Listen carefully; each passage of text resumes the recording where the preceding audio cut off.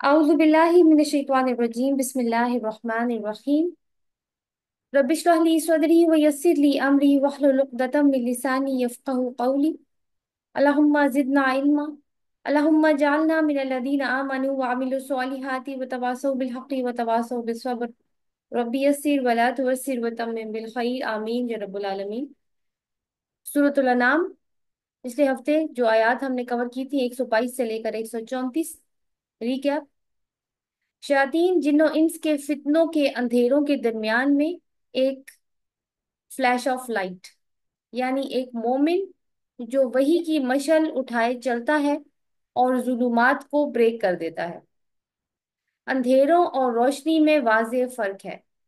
اندھیروں کے مسافروں میں اکابرین کی مثال، جو دین حق کے خلاف سازشیں کرتے ہیں، سمجھتے ہیں کہ وہ رسول بن جانے کے زیادہ حقدار ہیں، مگر اللہ تعالیٰ کیا جواب دیتا ہے کہ تمہارے لیے تو صرف ذلت اور عذاب ہے، کیونکہ تمہارا سینہ گھٹا ہوا ہے، اس میں حق کی روشنی داخل ہی نہیں ہونے دی تم نے، لہٰذا اس دل میں اب گندگی ڈال کر اس کو شیطان کا ٹھکانہ بنا دیا گیا ہے، جبکہ وہ مشل بردار مومن، اس کا سینہ اسلام کے لیے کھل چکا ہے، جو اس کو صراط مستقیم پر ڈال دے گا اور آخرت میں وہ دارالسلام میں جا کر انجوائے کرے گا اپنے رب کی رحمت کو۔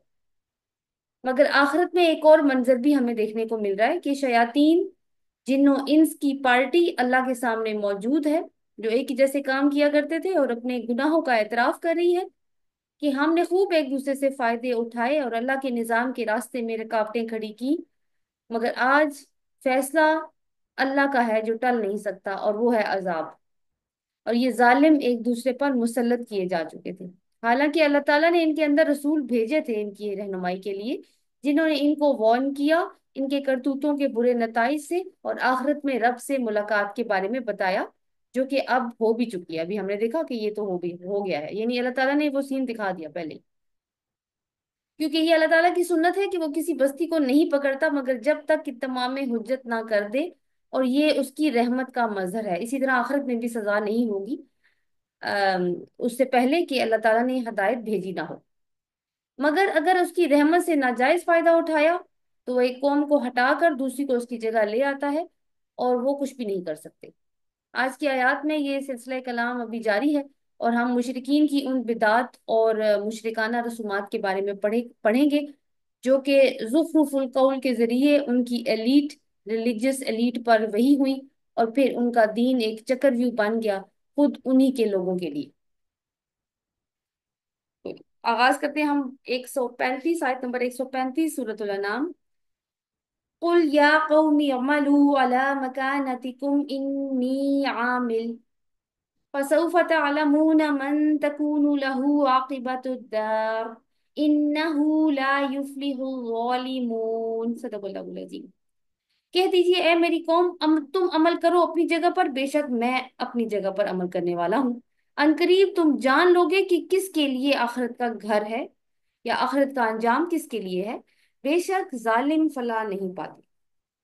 تو آپ دیکھتے ہیں، سب سے پہلے ہم پہلا حصہ دیکھتے ہیں کہ اے قوم تم اپنی جگہ پر عمل کرو، میں اپنی جگہ پہ عمل کرنے والا ہوں۔ یہ بھی ایک سخت دھمکی کا انداز ہے، رسول اللہ صلی اللہ علیہ وسلم سے کہا جا رہا ہے کہ آپ جائیے ان کے پاس اور ان سے کہہ دیں کہ جو بھی سازشیں تم میرے مشن اور میرے خلاف کر رہے ہو کرتے رہو، اپنے آپ کو خوب تھکاؤ اس میں، تم مذاق اڑاتے ہو، گالیاں دیتے ہو، بائک آؤٹ کرتے ہو، میرے ساتھیوں کو ٹارچر کرتے ہو، ان کو قتل کرتے ہو، لوگوں کو ان کے گھروں سے نکالتے ہو کہ وہ ایمان کیوں لے آئے ہیں، اور بھی جو کچھ تمہاری قدرت میں ہے کر لو، اور میں اللہ کے رسول کے طور پر اپنا کام پھر بھی کرتا ہی چلا جاتا رہوں گا۔ میری استقامت، عزم و استقلال، کنسسٹنسی میں کوئی کمی نہیں آئے گی۔ تو آپ دیکھیں کہ کتنا ایک نڈر انداز ہے، اور یہ ہمیں کیا سکھاتا ہے کہ جب لا الہ الا اللہ کہہ دیا ہے تو لا الہ الا اللہ کہنے کے بعد مسلمانوں کے دلوں سے دوسری تمام خدائیاں نکل جاتی ہیں، اور ان کے دلوں میں صرف اللہ کی الوہیت اور حاکمیت ہی جاگوزی ہو جاتی ہے۔ اس لیے مسلمان اس زمین کو باقی خداؤں کی گندگی سے پاک کر کے ان سے حاکمیت چھین کر صرف اللہ کی حاکمیت قائم کرتے ہیں اس کی زمین کے اوپر۔ فسوف تعلمون، تو عنقریب تم جان لوگے، من تکون لہ عاقبۃ الدار، کس کے لیے ہے آخرت کے گھر کا انجام، انہ لا یفلح الظالمین، بے شک ظالمون، بے شک ظالم فلاح نہیں پایا کرتے۔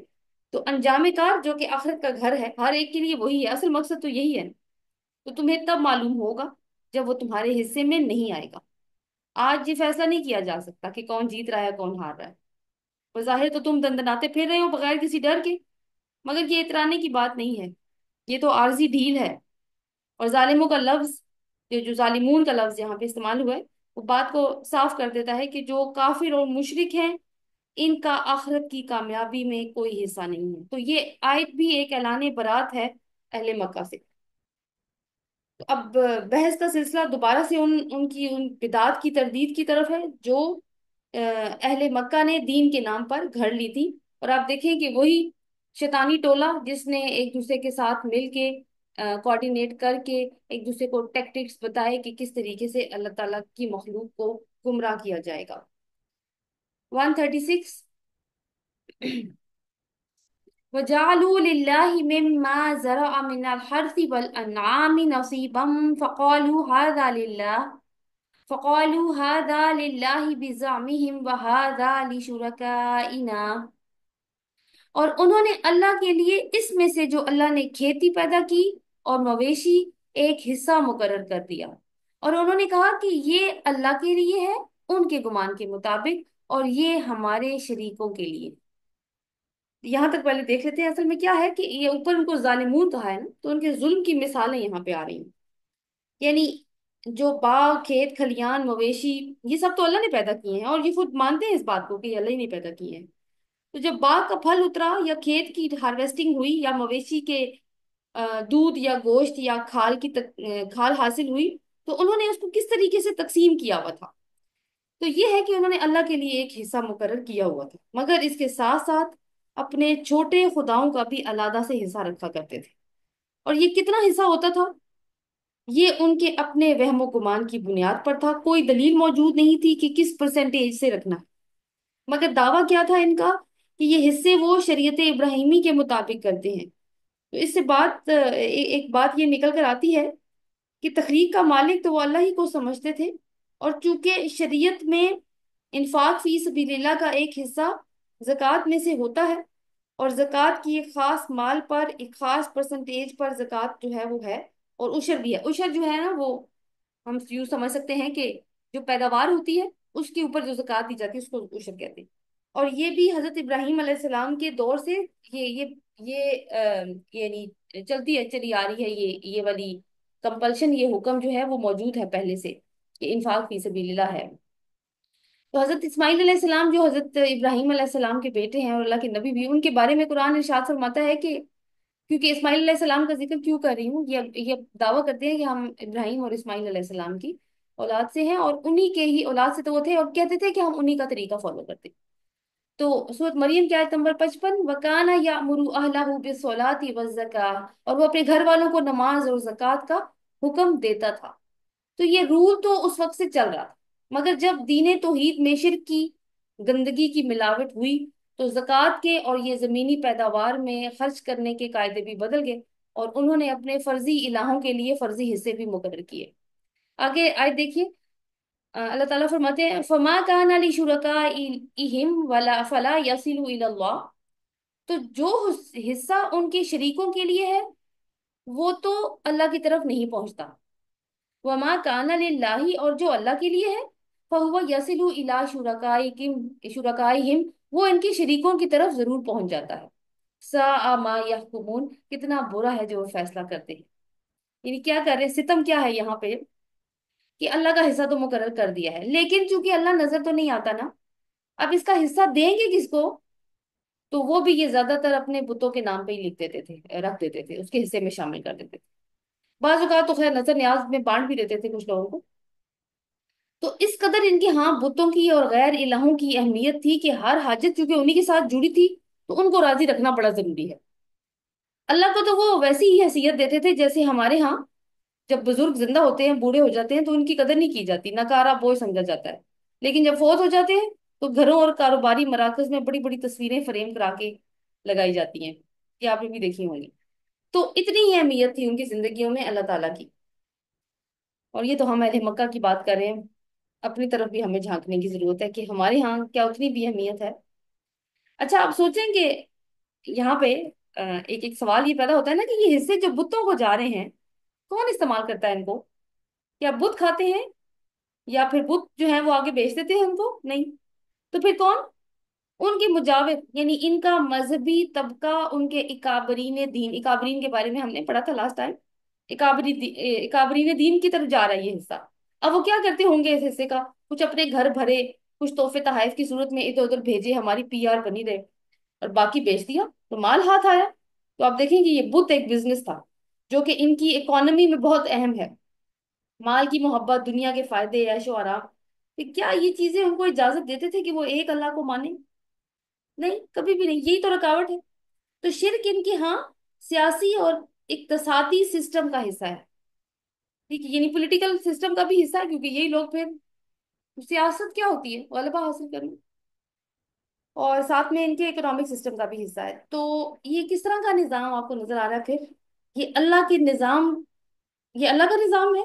क्या ये उसको इंडोर्स करता है? नहीं, ये अल्लाह के निजाम के मुतसादिम एक निजाम है।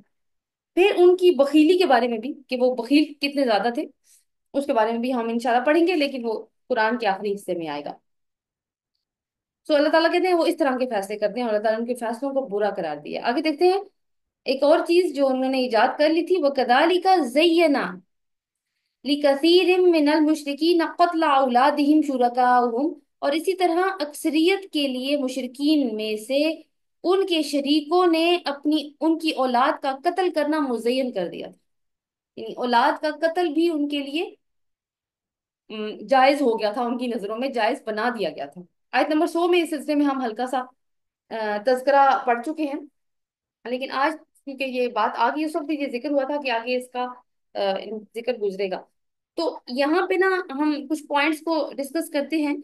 कि पहला पॉइंट तो ये है कि वो कौन से शरीक हैं जिन्होंने इनके लिए अब यानी क्वेश्चन यहाँ पे ये बनता है कि वो शुरका का लफ्ज यहाँ पे किसके लिए इस्तेमाल हुआ है? तो ये यहाँ पे क्योंकि ऊपर ऊपर की आयत में भी क्योंकि वो उन्हें अपने शुरका का हिस्सा निकालते हैं अपने जोम के मुताबिक। आप देखिए, वो बिजामी वहाज अली शुरका ना, कि ये हमारे शरीकों के लिए है। 2 दफा 3 दफा ये लफ्ज आया शरीकों का। यहाँ पे भी यही है। तो क्या ये वही वहां पे कौन से शरीक है, यहाँ पे कौन से शरीक है, उसमें डिफरेंस करना है। तो ऊपर की आयत में जिन्हें शरीक के लफ्ज से ताबीर किया गया वो तो इनके माबूद थे, जिनकी बरकत या सिफारिश या वसीले को ये लोग नेमतों के हुसूल के लिए मददगार समझा करते थे, कि इनके थ्रू ही हमें नेमतें मिलती हैं। फिर जब नेमतें मिल जाती थी तो वो शुक्र, एक होता है ना शुक्राने नेमत, शुक्राने नेमत में भी वो इन्हीं को शरीक करते थे, अल्लाह को नहीं शरीक करते थे। लेकिन यहाँ पे इस आयत में शरीक से मुराद, ये नोट करने वाली बात है, कि वो इंसान और शैतान हैं जिन्होंने कत्ले औलाद को इन लोगों की नजरों में एक जायज और पसंदीदा काम बना दिया था। यहाँ पे उनको शरीक कहने की वजह क्या है? कि इस्लाम के नुक्ता नजर से जिस तरह इबादत का हकदार सिर्फ अल्लाह ताला है, ये इबादत सिर्फ उसी की होगी, इसी तरह इंसानों के लिए कानून बनाना, हलाल हराम की हदूद कायम करना, जायज नाजायज की हदूद कायम करने का हकदार भी सिर्फ अल्लाह है। लिहाजा जिस तरह किसी दूसरे की इबादत नहीं हो सकती, या इबादत में से कोई भी फेल जो किसी के लिए भी अंजाम दिया जाए तो वो शिर्क का के जुमरे में आ जाता है। तो इसी तरह किसी के खुद साख्ता कानून को सही समझते हुए उसकी पैरवी करना, और उस इंसान के मुकर्रर किए हुए हुदूद को उनकी अतात करना, ये भी क्या है? ये अल्लाह ताला का, अल्लाह के की खुदाई में शरीक यानी शरीक करार देने का माना है, हम माना है। तो ये दोनों अफाल जो हैं वो शिर्क हैं। ख्वाह उनका जो जो इनको करने वाला है चाहे अपनी जुबान से उन हस्तियों को इला कहे या रब कहे या ना कहे, ये अलग बात है। लेकिन चूंकि वो उनके आगे नजर नियाज पेश कर रहा है, उनके मुकर्रर किए हुए कवानीन को की अतात को जरूरी समझता है अपने लिए, तो ये शिर्क हो गया। यानी अगर ये सोच लिया मैंने कि मैं उस डैश की बात पर अमल करूंगी, वो डैश कोई भी हो सकती है, ठीक है, मैं उस डैश की बात पर अमल करूंगी क्योंकि उसमें मेरा फायदा है, लिहाजा मैं उसको अपने साथ लगा के रखने के लिए, अपने फेवर में रखने के लिए उसको तोहफे तहाइफ दूंगी। तो ये क्या है? ये भी शिर्क की एक सूरत है। बहरहाल कत्ले औलाद की बात हो रही थी। तो कत्ले औलाद की 3 सूरतें थी जो अहले अरब में राइज थी। اور تینوں ہی کا ذکر قرآن میں موجود ہے. ایک تو یہ ہے کہ وہ لڑکیوں کا قتل کیا کرتے تھے اس خیال سے کہ کوئی ان کا داماد نہ بن جائے، یا پھر یہ ہے کہ قبائلی، کیونکہ قبائل آپس میں لڑتے تھے، تو یہ ہے کہ لڑکیاں جو ہیں وہ دشمنوں کے ہاتھ نہ پڑ جائیں، یا کسی دوسری وجہ سے ان کے لیے کوئی سی مصیبت کا سبب نہ بن جائے. دوسری صورت یہ تھی کہ وہ بچوں کا قتل کرتے تھے، ان سے لڑکیوں کی بات نہیں ہے، بچوں کا جنرلی قتل اس خیال سے کہ وہ ان کی پرورش نہیں کر سکیں گے، یعنی ان کی پرورش کا بوجھ وہ نہیں اٹھا سکیں گے کیونکہ ان کی اکنامک کنڈیشن ٹھیک نہیں ہے. اور تیسری صورت یہ تھی کہ وہ بچوں کو اپنے معبودوں کی خوشنودی کے لیے بھی بھیٹ چڑھاتے تھے، یعنی بچوں کی قربانی دی جاتی تھی معبودوں کو خوش کرنے کے لیے. یعنی ان کا مجاور جو جس بھی بت کو وہ پوجا کرتے تھے، وہاں کا مجاور ان کو یہ بتاتا تھا کہ فلانا جن تو تم سے اتنا ناراض ہے کہ اب تمہاری پوری فیملی پہ مصیبت آئے گی، اور اس مصیبت کو ٹالنے، اب ظاہر ہے جب یہ بات آ جائے سامنے کہ تمہاری پوری فیملی پہ مصیبت آنے والی ہے، تو انسان کا اگلا سوال کیا ہوگا کہ میں اس مصیبت سے کیسے بچ سکتا ہوں. تو کیا طریقہ بتاتے تھے پھر وہ اس کو کہ تمہیں اپنے پورے خاندان میں سے کسی ایک بچے کی قربانی دینی ہوگی، پھر وہ جن تم سے راضی ہو جائے گا، اور اس کے بعد جو ہے وہ تم سے بلائیں ٹلنا شروع ہو جائیں گی. تو یہ ایک صورت تھی یہاں پر. اور آپ دیکھیں کہ یہ جو قتل اولاد والی بات ہے نا، یہ آج کی ماڈرن ورلڈ میں بھی موجود ہے. میں نے ایک چھوٹی سی آپ کی انفارمیشن کے لیے ایک ایک ریسرچ کی، اور ڈفرینٹ آرٹیکلس کلیکٹ کر کے نا ایک ایک چھوٹا سا آرٹیکل بنایا کہ یہاں پہ ہم یہ دیکھیں گے کہ یہ رسم آج کی دنیا میں بھی موجود ہے. یہ ایک BBC نیوز کی کا آرٹیکل ہے جو کہ 11 اکتوبر 2011 کو جو ہے وہ پبلش ہوا، اور میں نے انٹرنیٹ سے ہی لیا ہے ان کو، اور میں ریفرنسز آپ کو دے رہی ہوں اس کے ساتھ میں، کہ یوگینڈا ایک ملک ہے، یوگینڈا میں بچوں کے اغوا کے کیسز بڑھنے لگے، اور والدین اور اسکولوں کے اندر کافی بے چینی پھیل گئی. وجہ کیا تھی اس کے پیچھے؟ کہ کچھ وچ ڈاکٹرز، وچ جو ہے نا یہ انگریزی میں چڑیل کو کہتے ہیں، تو وچ ڈاکٹرز کا لفظ استعمال ہوا تھا کہ وچ ڈاکٹرز چھوٹے بچوں کی قربانیاں کر رہے تھے کسی خاص رسم کے لیے. اور رسم کیا تھی کہ اگر دولت کو اپنے قدموں پر ڈھیر کرنا ہے تو پھر یہ والی رسم انجام دینی ہوگی.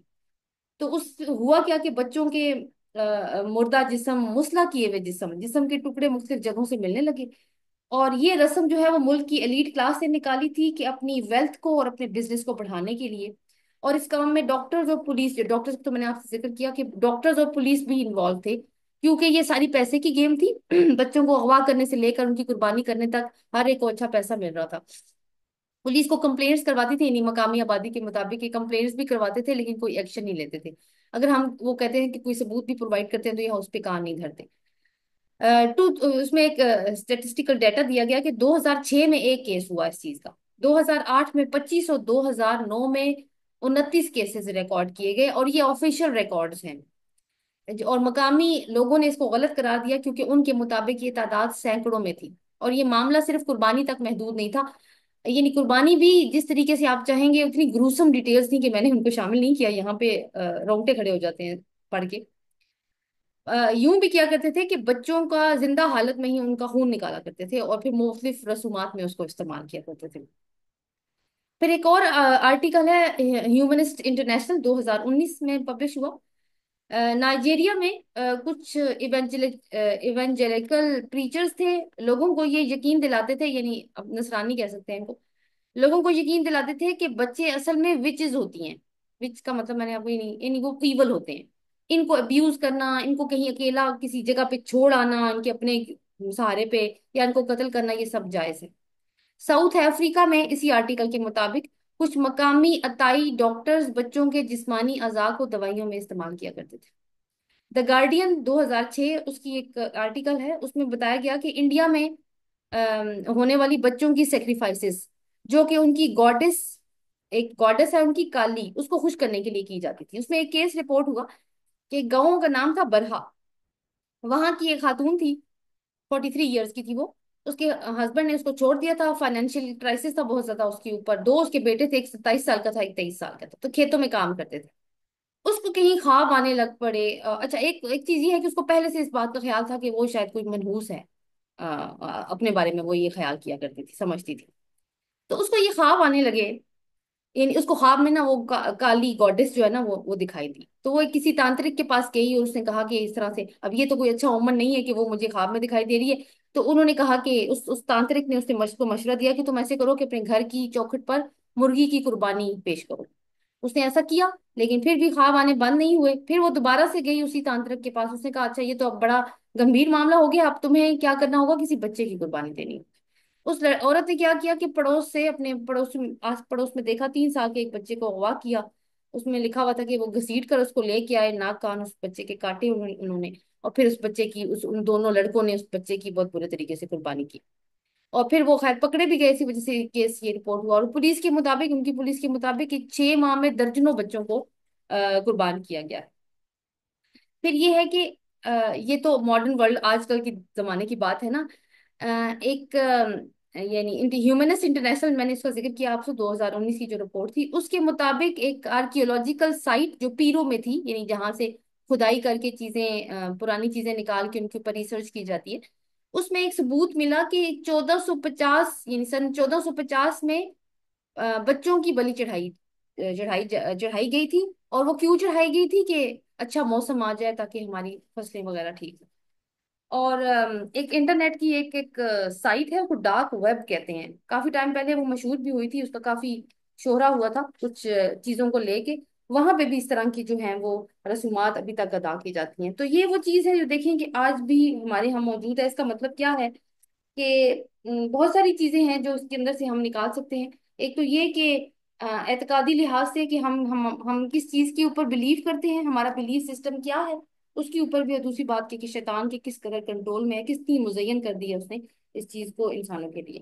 آگے چلتے ہیں آیت کے اندر. اگلا حصہ ہے لِيُرْدُوهُمْ وَلْيَلْبِسُوا عَلَيْهِمْ دِينَهُمْ، تاکہ وہ ہلاکت میں ڈالیں انہیں، اور تاکہ وہ مشتبہ کر دیں ان پر ان کے دین کو. میں آیت کا پچھلا حصہ پڑھتی ہوں تاکہ آپ کنیکشن بلڈ کر سکیں. وَكَذَلِكَ زَيَّنَ لِكَثِيرٍ مِّنَ الْمُشْرِكِينَ قَتْلَ أَوْلَادِهِمْ شُرَكَاؤُهُمْ. اور اسی طرح مشرکین میں سے اکثریت کے لیے ان کے شریکوں نے اپنی اولاد کا قتل کرنا مزین کر دیا، تاکہ وہ ہلاکت میں ڈالیں انہیں، تاکہ وہ متشبہ کر دیں ان پر ان کے دین کو. ہلاکت میں ڈالنے کا کیا مطلب ہوگا؟ نمبر 1، ایک تو یہ کہ اپنی اولاد کو قتل کر دیں. دوسری بات یہ ہے کہ ہلاکت کا ایک بڑا سمبولیکل میننگ اس میں موجود ہے کہ ان کی اجتماعی زندگی میں ان لوگوں کی حیثیت یہ کام کر کے، یعنی جو جو اپنی اولاد کو قتل کر رہے ہیں، یہ کام کر کے ان کی حیثیت مویشیوں جیسی ہو جاتی ہے، جن کو شیاطین جن و انس جس طرح چاہتے ہیں ہانک کر لے جاتے ہیں اپنے مقاصد اور اپنے مفادات کے مطابق. یہاں تک کہ وہ لوگ ان حیوان نما انسانوں کے مال، اولاد، اور جو ان کی یعنی جان کے بارے میں قتل کرنے، ہلاک کرنے کے اختیارات کے مالک بھی ہو جاتے ہیں. اور پھر ان حیوان نما انسانوں کے پاس کوئی چارہ نہیں رہتا تھا کہ وہ ان کی اطاعت نہ کریں. تو آپ دیکھیں جب انسان غیر اللہ کو معبود بناتا ہے تو کس طرح انسانیت کے درجے سے گر کر ایک انعام، ایک مویشی جانور بن جاتا ہے. اور کیونکہ یہ سب کچھ دین کے نام پہ چل رہا تھا، جو کہ اللہ تعالیٰ یہاں پہ کہتے ہیں کہ مشتبہ ہو چکا تھا، یعنی وہ ڈاؤٹ فل ہو چکا تھا. کیسے وہ ڈاؤٹ فل ہو چکا تھا اس کو ہم دیکھتے ہیں کہ زمانے جاہلیت کے عرب اپنے آپ کو، جیسے پہلے بات ہوئی، حضرت ابراہیم اور حضرت اسماعیل علیہ السلام کا فالوورز کہتے تھے اور سمجھتے تھے. اس بنیاد پر ان کا یہ خیال تھا کہ وہ جس دین کا اتباع کر رہے ہیں یہ اللہ تعالیٰ کا پسندیدہ ہے. لیکن حقیقت کیا تھی کہ جو دین ان لوگوں نے حضرت ابراہیم اور حضرت اسماعیل سے سیکھا تھا، بعد میں جیسے جیسے ٹائم گزرتا گیا، ان کے جو مذہبی کلرجی تھی، یعنی مذہبی پیشوا، ان کے قبائل کے سرداروں نے، ان کے خاندان کے بڑے بوڑھوں نے، اور مختلف طرح کے لوگوں نے مختلف طرح کی عقائد اور رسومات اس میں ایڈ کرتے گئے، یعنی اضافہ کرتے گئے، جنہیں آنے والی نسلوں نے پھر اصل مذہب سمجھا. ہو سکتا ہے جنہوں نے اضافہ کیا ان کو تو پتا ہو کہ یہ ہم نے ایڈ کیا ہے، یا پھر کسی اور نیت سے کیا ہو، لیکن جو بعد میں نسلیں آئیں انہوں نے سمجھا کہ یہی والا اصل دین ہے. اور پھر کیا ہے کہ پوری وہ کہتے ہیں نا اسپرچویلٹی اور عقیدت مندی کے ساتھ وہ اس کے ساتھ جڑ گئے. اور چونکہ روایات میں یا تاریخ میں یا کسی کتاب میں کوئی ریکارڈ بھی نہیں تھا جس سے پتہ چلتا کہ اصل دین کیا تھا اور بعد میں کیا کیا چیزیں اس میں ایڈ ہو گئیں، اس وجہ سے کیا ہوا کہ اہل عرب کے لیے ان کا پورا دین ہی ڈاؤٹ فل ہو کر رہ گیا. نہ کسی چیز کے بارے میں یقین کے ساتھ کہہ سکتے تھے کہ یہ اصل دین ہے جو اللہ کی طرف سے آیا ہے، نہ یہ جانتے تھے کہ یہ کوئی رسومات ہیں یا بدعات ہیں جو بعد میں لوگوں نے بڑھا دی. تو یہ جو ابھی ہم نے فقرہ پڑھا نا کہ وہ ہلاکت میں ڈلنے والی بات، اور وہ یہ کہ ان کا دین ان کے اوپر مشتبہ ہو گیا، یہ فقرہ اسی چیز کی عکاسی کر رہا ہے. آگے اللہ تعالیٰ فرماتے ہیں وَلَوْ شَاءَ اللَّهُ مَا فَعَلُوهُ، اور اگر اللہ چاہتا تو نہ ایسا کرتے. फज़रहुम मा यफ्तरून, बस छोड़ दीजिए उन्हें जो कुछ वो झूठ गढ़ते हैं। अब क्यों कहा कि अल्लाह ऐसा चाहता, और वो क्यों छोड़ दे उनको? इसलिए कि ये 12वां साल चल रहा है दावत का, और ये रसूमात को खत्म ही तो करने आया है ये दीन, लेकिन नहीं कर रहे, ये लोग नहीं चाहते। तो यहाँ पे तसल्ली दी जा रही है, नहीं अगर अल्लाह चाहता कि वो ऐसा ना करें तो वो कभी ऐसा नहीं कर सकते थे, लेकिन चूंकि अल्लाह की मशीयत यही थी कि जो शख्स जिस रास्ते पे जाना चाहता है अल्लाह ताला उसको पूरा मौका देता है उस रास्ते पे जाने के लिए, इसीलिए ये सारा कुछ हुआ। तो रसूल सल्लल्लाहु अलैहि वसल्लम से कहा जा रहा है कि अगर आपके समझाने से भी नहीं मानते और इसी बात पे इसरार कर रहे हैं कि जो कुछ ये कर रहे हैं वही ठीक है, तो बस ठीक है, छोड़ दीजिए इनको इनके हाल के ऊपर। और मतलब परटेनिंग टू दैट, आज की मॉडर्न जाहिलियत में दीनदारी के नाम पर क्या क्या हो रहा है। तो मुख्तलिफ चीजें हैं जो हमारी ऑब्जर्वेशन में आ सकती हैं, लेकिन मैंने कुछ यहाँ पे आपके सामने लेकर आई हूँ कि एक तो ये मजार बिजनेस, और आप देखेंगे कितना ज्यादा बढ़ता चला जा रहा है। जाहिर है वो डिमांड एंड सप्लाई वाली बात ही है ना। फिर जादू टोने, वो सर के बाल लेके आए, नाखून लेके आए, बच्चों को कत्ल करना, औलाद। मैंने एक न्यूज पढ़ी थी कि किस तरीके से एक खातून ने एक बच्चे को कत्ल किया था, क्योंकि किसी ने उसको, किसी पीर साहब ने उसको ये बताई थी बात कि बच्चे को कत्ल करोगी तो तुम्हारी औलाद होगी, और कुछ रिचुअल्स भी अदा किए थे। तो ये चीजें मुस्लिम मुस्लिम मुआशरे की स्टोरी थी वो। फिर ये है कि नसारा में ये गुनाह बख्शवाने के लिए पादरियों के पास जाना। हिंदू मत में देखें तो मैंने आपको एक एग्जांपल दी, फिर उनमें बच्चों को जिंदा दफनाने की रस्म भी मौजूद है। वो एक रस्म है कि थोड़ी देर के लिए दफनाते हैं फिर निकाल लेते हैं। बलि चढ़ाने की रस्म के बारे में भी हमने पढ़ा। तो नतीजा क्या है कि असल दीन गुम हो जाता है ना जब, तो लोगों की मुश्किलात में इजाफा होता है। कौन अपनी औलाद को कत्ल करना चाहता है? कोई भी नहीं करना चाहता, दिल से कोई भी नहीं करना चाहेगा ये बात। कोई माँ नहीं चाहती कि वो अपने औलाद के साथ ये काम करे। लेकिन जब और दीन क्यों आता है? दीन तो बोझ हटाने के लिए आता है, लेकिन अगर दीन को ही साइड पे कर दिया जाए तो फिर क्या होता है? फिर इसी तरह का खुद साख्ता दीन बनता है ना, और फिर खुद साख्ता दीन के खुद साख्ता फिकी मसाइल जो कि इतने पेचीदा हैं कि समझ ही नहीं आती कि किस तरीके से वो हेल्प कर रहे हैं, लोगों की वो हेल्प कर रहे हैं या उनको उल्टा और मुश्किल में मुब्तला कर रहे हैं। आगे देखते हैं आयत नंबर 138। वकालू हाजिही अनामुन व हरसुन हिज्र, हिज्र को अंडरलाइन कीजिए। और उन्होंने कहा कि ये मवेशी और खेती ममनू है। ला यतअमुहा इल्ला मन नशाउ बिजामिहिम, नहीं उनको कोई खा सकता मगर उसे जिसे हम चाहें उनके गुमान के मुताबिक। बिजामिहिम का लफ्ज पीछे भी गुजरा है कि उनके गुमान के मुताबिक वो जितना हिस्सा अल्लाह का निकालते थे और कितना हिस्सा वो अपने शरीकों का निकालते थे। यहाँ पे भी यही बात है कि उनके जोन के मुताबिक, यानी उनका अपना ख्याल है।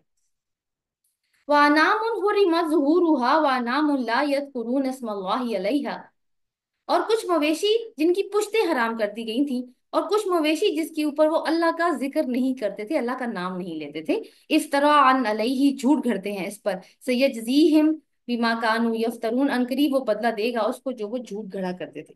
तो पहली बात ये है कि वो कहते थे कि ये जो अनाम यानी मवेशी हैं और ये जो खेती है ना, ये ममनू है, इन्हें कोई भी नहीं खा सकता मगर वो जिसको हम इजाजत। तो हिजर का मतलब मैंने आपसे कहा था, हिजर अंडरलाइन कर लीजिए। हिजर का मतलब वैसे पत्थर होता है। मुराद क्या है? ममनू, अनटचेबल। जैसे पत्थर सख्त है ना, इसी तरह ये चीज भी सख्ती से मना है। और ये लफ्ज जो है हिजर, ये अरब के जाहिली दौर में एक दीनी इस्तिलाह थी। और उससे मुराद क्या होता था कि हर वो चीज जो किसी दीनी रस्म के तहत ममनू है उसके लिए हिजर का लफ्ज इस्तेमाल करते थे। इस्लाम के लिए इसकी इस्तिलाह क्या है? हराम। हराम का लफ्ज आता है। तो यहाँ इनके खुद साख्ता हराम हलाल के कायदे नजर आएंगे जो इनके मुजावरों और इनके मजहबी पंडितों ने फतवे दे देकर बनाए थे। सो पहली चीज क्या है? वानाम उन हुर्रिमत ज़ुहूरुहा, बल्कि इसको पहले देख लेते हैं थोड़ा सा डिटेल में कि ये चीज है क्या। उनका एक कायदा ये था कि बाज जानवरों के मुतल्लिक या बाज खेतियों की पैदावार के मुतल्लिक ये लोग मन्नत मानते थे कि ये फलां आस्ताने या फलाने साहब की न्याज के लिए मखसूस है।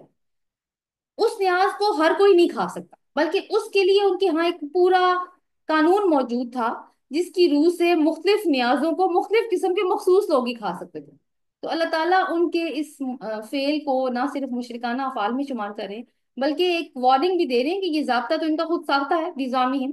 यानी जिस अल्लाह के रिस्क में से वो ये मन्नतें मुरादें मान रहे हैं, इसने ना इन मन्नतों और इन न्याजों का हुक्म दिया है, ना इसके खाने के मुतल्लिक ये पाबंदियां आयद की हैं जो इन लोगों ने खुद से आयद कर दी हैं। تو یہ سب کچھ یہ سرکش جو اللہ کے سرکش ہے، یہ اپنے اختیارات سے کر رہے ہیں۔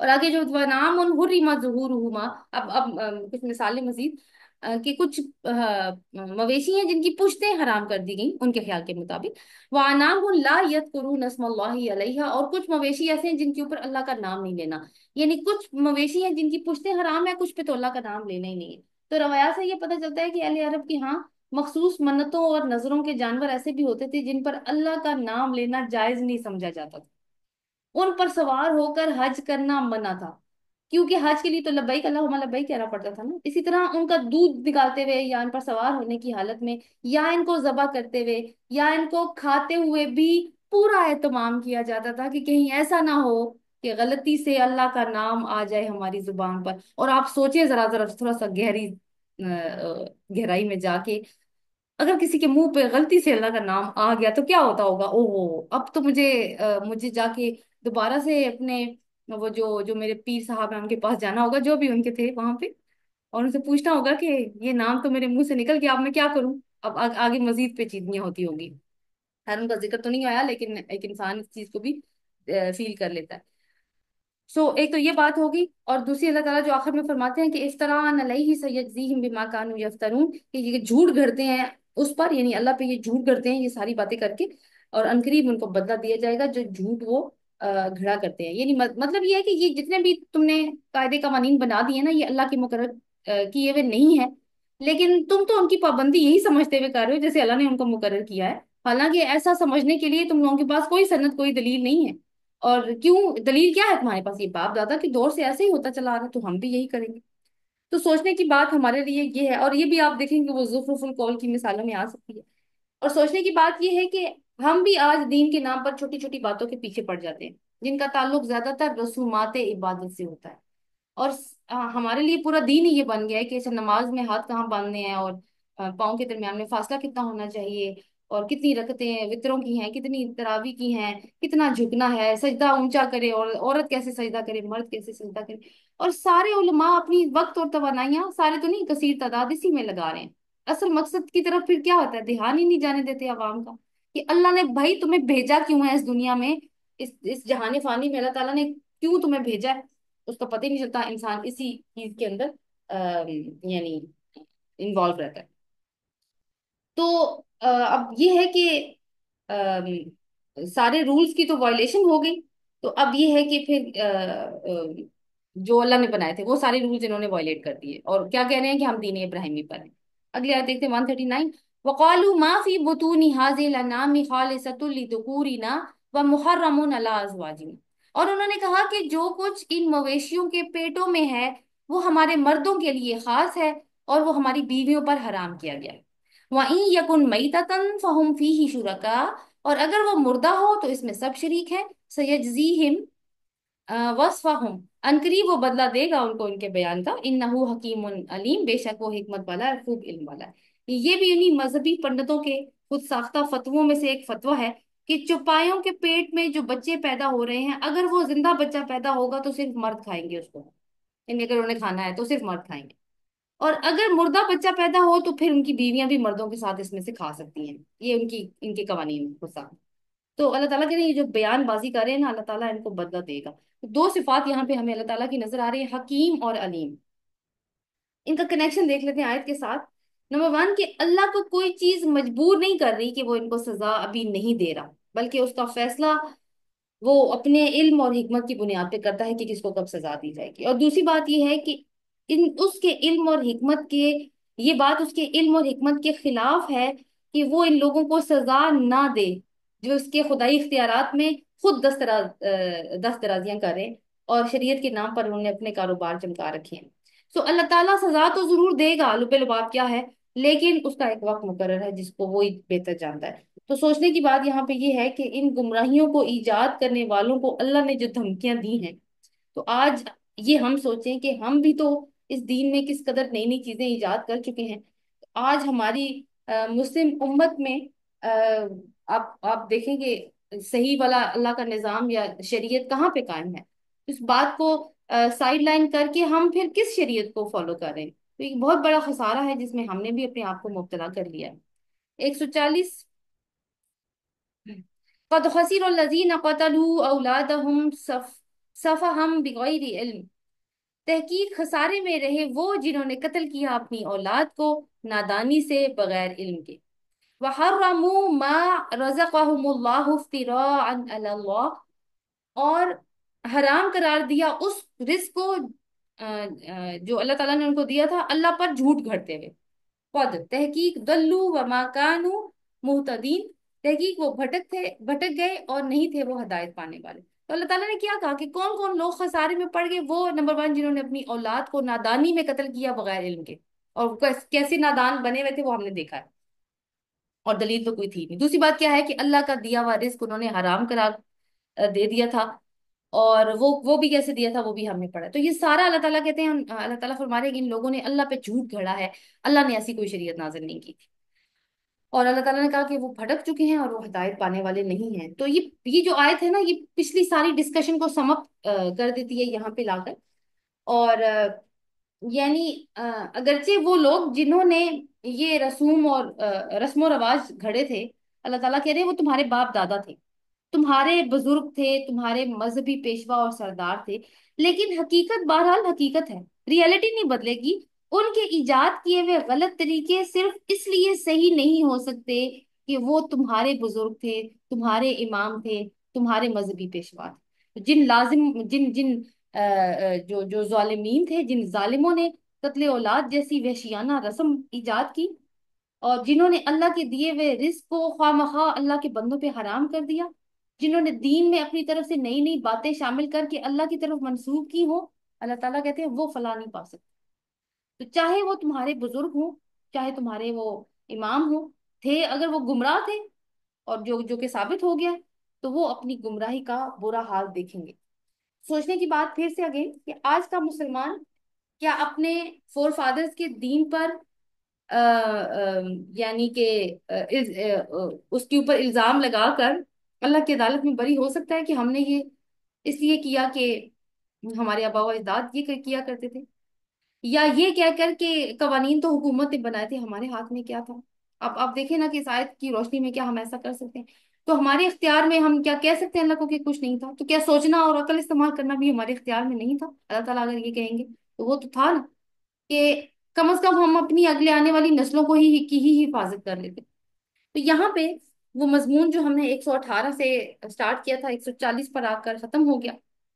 تو ہم نے اس مضمون میں کیا، ہم اس کو دو لائنوں میں سم اپ کر سکتے ہیں کہ دو سسٹمز ہمیں نظر آئے، اللہ کا سسٹم ورسز شیطان کا سسٹم، جو کہ آپس میں بالکل